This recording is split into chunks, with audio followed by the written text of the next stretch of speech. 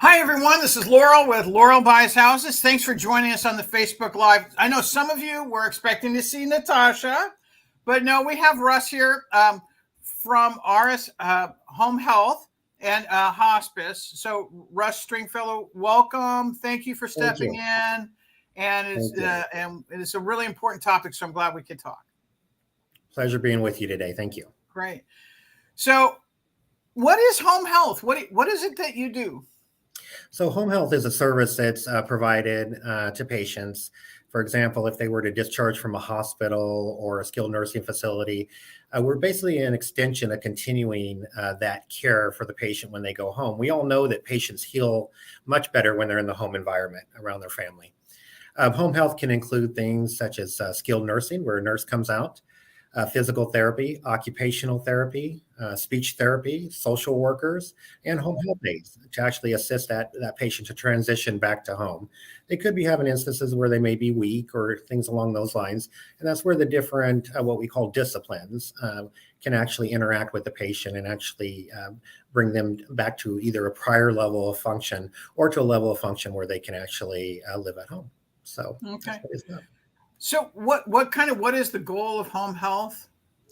So our primary goal is to develop a care plan with the patient that's going to have the patient's participation.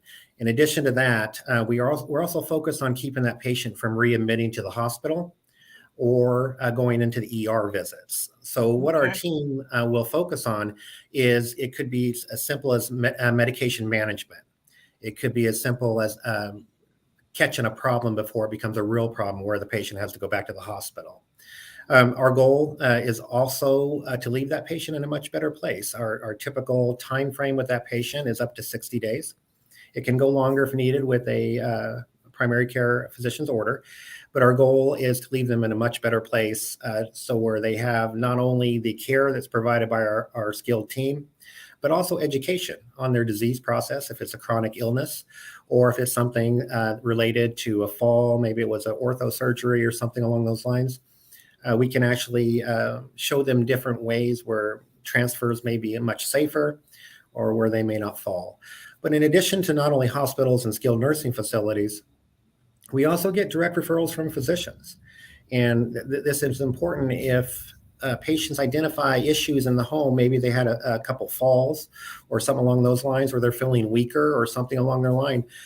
All they need to do is talk to their primary care physician, and along with their primary care physician, they can develop a plan that may work for them for therapy in the home or something along those lines. Yeah, kind of helping people to do that. Now, I know that you guys also work with hospice. We do.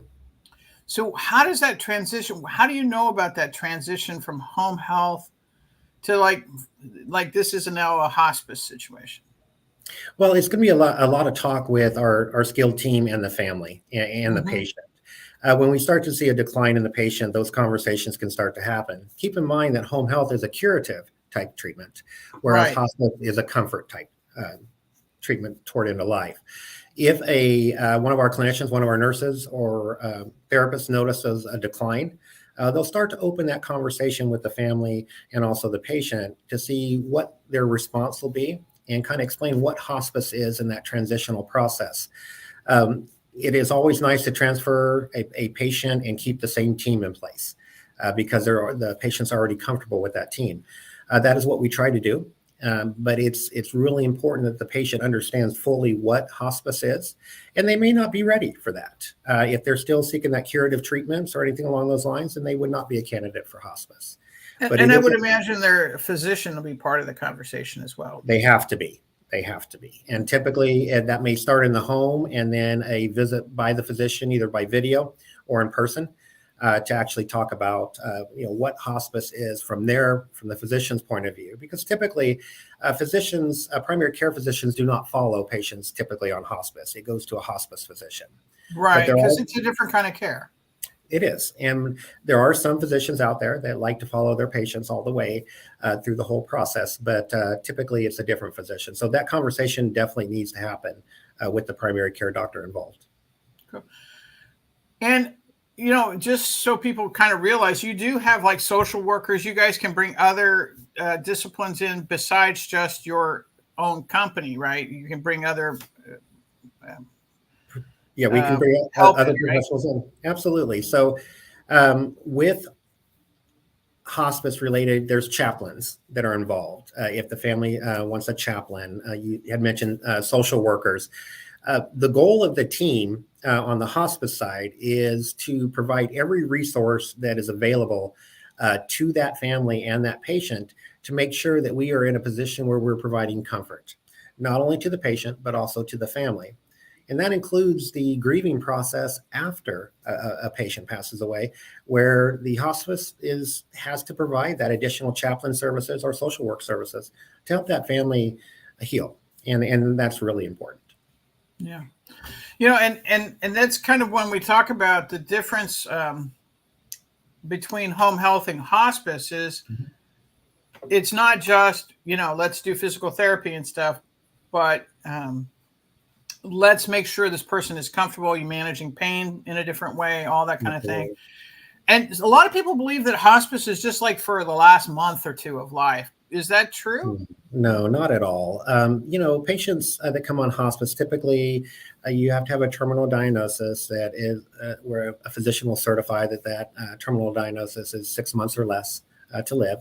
But we've also seen success cases where a medical complex patient may discharge off a hospice. And because what had happened was there was a focus on that patient for a specific amount of time where there were many disciplines in and nurses, social workers, and that patient actually not recovers from their illness, but actually, for lack of a better way of putting it, it kind of just encourages them and brings them back to maybe a home health realm or something along those lines. Great. Now, what is the difference between home health companies? There's a lot of them out there, Laurel. So what a patient should look for in a home health company is one that is going to meet their goals. And that's the very important conversation that needs to happen at what we call a start of care or the beginning of service. The clinician should be soliciting the patient's opinion on where do they want to see themselves in 30 days, 60 days, and what are their goals. And the participation of the patient in the care plan along with the primary care doctor is so important because everybody's on the same page. In addition to that, what additional services are they looking for? What are their challenges? There's a lot of challenges that a patient may have when they come home that they don't recognize that they have until they get home. And this is stuff that our team can address. Our social workers can come in. Maybe a caregiver's needed. Maybe they need Meals on Wheels or things like this. And this is all important all part of the care plan that we're trying to treat the patient as a whole. And the neat thing about care plans is they are different on every patient. All right, there is no cookie cutter care plan.